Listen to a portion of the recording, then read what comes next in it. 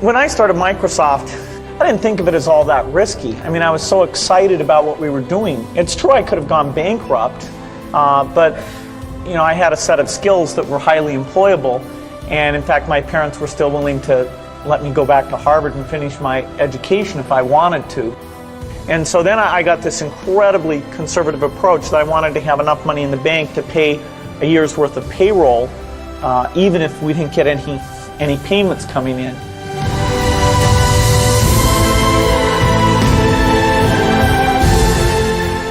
One of my biggest memories of Harvard came in January 1975 when I made a call from Courier House to a company in Albuquerque, New Mexico that had begun making the world's first personal computer.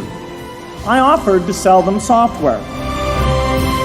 I worried they would realize I was just a student in a dorm and hang up on me. Instead, they said, "We're not quite ready.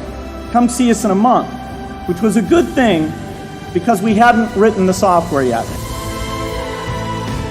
From that moment, I worked day and night on the extra credit project that marked the end of my college education and the beginning of a remarkable journey with Microsoft.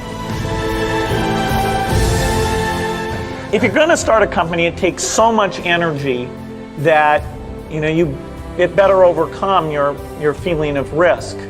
I don't think that you necessarily, if you're going to start a company, should do it at the start of your career. I think there's a lot to be said for working for a company, learning how they do things. When people are first skeptical and they think, "Oh, this kid doesn't know anything," then when you show them you've really got a good product and you know something, they actually tend to go overboard and they think, "Whoa, they know a lot.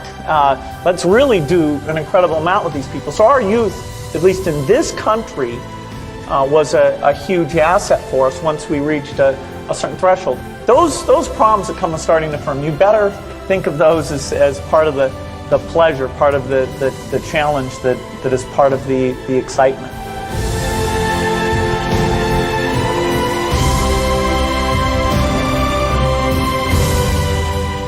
You can't just keep doing the same old thing you were doing before. You have to take your skills and attack the new frontiers. In the business of technology, you have to think about what are you missing? What is the research or customer feedback that you should be paying more attention to? And how do you keep that pace of innovation very, very high? How do you make sure you're hiring the very best people? And that kind of focus has helped drive us forward through all the milestones the company has had. You've got to enjoy what you do every day. And for me, that's working with very smart people. It's working on new problems. Every time we think, hey, we've had a little bit of success, we're pretty careful not to dwell on it too much because the bar gets raised. People's expectations of the products, we've always got customer feedback telling us the machines are too complicated, they're not natural enough. About 25% of the time that I'm out traveling around meeting with customers, Europe, Asia, and that sort of helps me think, okay, do we have the right priorities? What are people responding well to, and what would they like to see us do better?